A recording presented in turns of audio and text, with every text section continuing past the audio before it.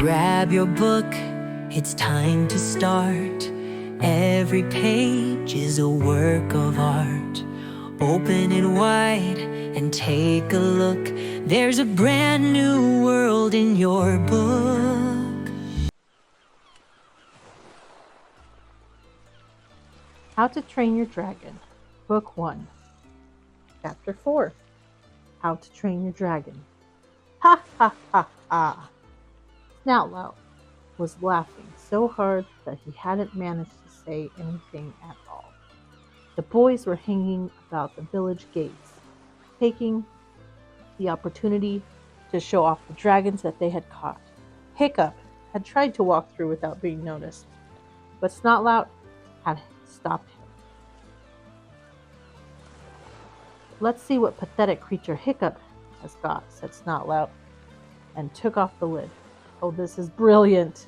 Look at it," said Snoutlout, when he finally got his breath back from laughing.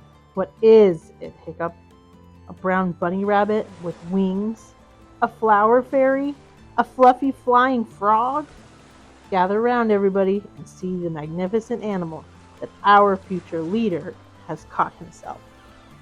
"Oh, Hiccup, you are useless," crowed Speedy Fist. "You're the son of a chief, for Thor's sake. Why didn't you get one of those new monstrous nightmares with the 6-foot wingspan and the extra extendable claws? They're really mean killers, they are." "I have one," grinned Snoutlout, gesturing to the terrifying-looking flame-red animal fast asleep in his basket. "I think I shall call her Fireworm." "What are you going to call yours, Hiccup? Sweetums? Sugar Lips? Baby Face?" Hiccup's dragon took this particular moment to give a huge yawn, opening his tiny mouth wide to reveal a flickering forked tongue, very pink gums, and absolutely no teeth at all. Snoutlout laughed so hard, Speedy Fist had to hold him upright. "Toothless!" cried Snoutlout. "Hiccup has found himself the only toothless dragon in the uncivilized world. This is too good. Hiccup, the useless, and his dragon, Toothless." Fishlegs leaped to Hiccup's defense. "Well, you are not allowed that monstrous nightmare that you've got there, snot-faced Snoutlout. Only the son of a chief is allowed a monstrous nightmare. That fireworm dragon is Hiccup's by right." Snotlout's eyes narrowed. He grabbed Fishleg's arm and twisted it viciously behind his back. "Nobody's listening to you, you plankton-hearted fish-leg disaster area," sneered Snoutlout. "Thanks to you and your sniveling, sneezing disability, that whole military operation was nearly a total disaster. When I'm chief of this tribe, the first thing I'm going to do is boot anybody with a pathetic allergy like yours straight out into exile. You're not fit to be a hooligan." Fishlegs went very white in the face, but he still managed to gasp out, "But you are not going to be chief of the tribe. Hiccup is going to be chief of this tribe." Snotlout dropped Fishleg's arm and advanced menacingly on Hiccup. "Oh, he is he?" jeered Snotlout. "So I'm not allowed that monstrous nightmare, am I? Our future leader is keeping very quiet about it, isn't he? Come on, Hiccup. I'm stealing your inheritance. What are you going to do about it, then, huh?" The boys all looked solemn. Snotlout really had broken an ancient Viking rule. "Hiccup should challenge you for the dragon," said Fishleg slowly, and everyone swiveled around to look expectantly at Hiccup. "Oh, brilliant," muttered Hiccup under his breath. "Thank you, Fishlegs. My day just gets better and better." Snotlout was a great brute of a boy who didn't really need dog's breath help when it came to bashing people up. He wore specially constructed bronze-tipped sandals in order to cause maximum damage when kicking people. Hiccup tried to stay out of his way as much as he possibly could, but he couldn't ignore this insult to his status. Now that Fishlegs had helpfully pointed it out, without looking like a coward in front of the other boys. And if you become known as a coward in the hooligan tribe, you might as well go to the whole hog and wear a pale pink jerkin, take up playing the harp, and change your name to Erminitrude. I challenge you, snot-faced Snoutlout, for the dragon, Fireworm, who is mine by right, said Hiccup, trying to hide his reluctance by speaking as loudly and formally as he could.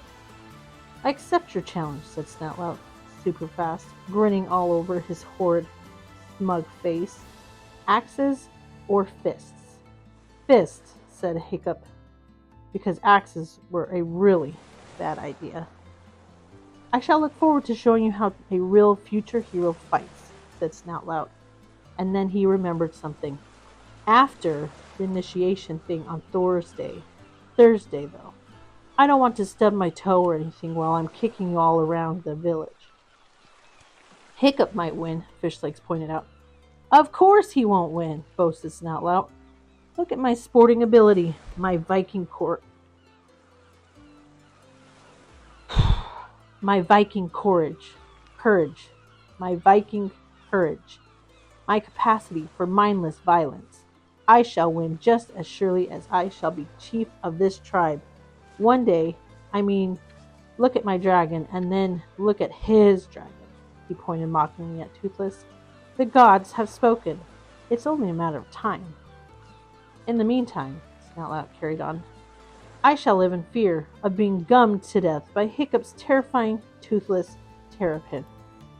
And Snoutlout sauntered off in a lordly fashion, giving Hiccup a nasty kick on the shins as he did so. Sorry about the challenge, Fishleg apologized after they had left the baskets with the dragons in them under their beds at their homes. Oh, don't worry about it, said Hiccup. Somebody would have gotten me to do it anyway. You know how they all love a fight.